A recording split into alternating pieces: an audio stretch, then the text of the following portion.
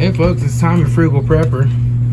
I am trying out my new powder 3 expanding setup. So I got my Lyman brass Smith up here. By the way, this lid's really hard to get off, but if you just cut a little slit on it, it comes off real easy. So I got that set up on here, and I got this special adapter that adapts it from the big die size where it would normally fit in like a press, right? And that adapts it down to meet with the Lee powder 3 expander die. I'll put a link down below where I got that. I forget where it was. But basically I put the shell in here. Now I clean these now. I polish them with the primers in, and then run them through the die that knocks out the primer, and then I seat the primer in that same step with that same die. So now I can just run this up, expand the die, fill it with powder, drop it. Run this up, expand the die, fill it with powder, drop it down. And so every so often I'll check this. 3.74, that's where I like to run them with this powder. So I'm doing 158 grain loading, 158 grain bullet with 3.74 grains of accurate number 2. Seems about perfect for target loads with my little Smith & Wesson snubby. My little girl here. Hang on, let me pull her out. A little airweight Smith & Wesson snubby. These seem like a good balance load for low recoil. I did reload some 125 grainers. I did load some 125 grains the other day. I got 50 of those I'm going to try out. Just because you get more bullets for your money when you're running those lighter grain bullets, because there's less lead and copper in them.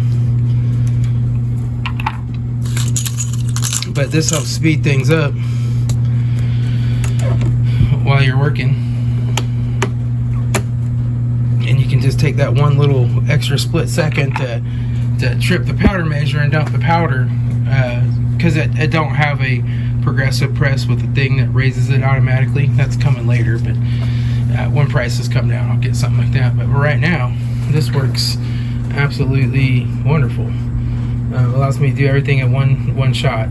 Of course I have to be extra super careful to really double check to make sure I got them all filled and I didn't miss pushing this up one time. So that's an extra important step when you're starting to automate more, is to double check this stuff. It's harder to miss it when you're doing one at a time and you're, you know, just dropping them in and just filling, than when you have 2 processes. It's easier to miss a process, but you get a rhythm going and you do pretty good with it. So anyway, I'm gonna get back to it. I'll talk to y'all later.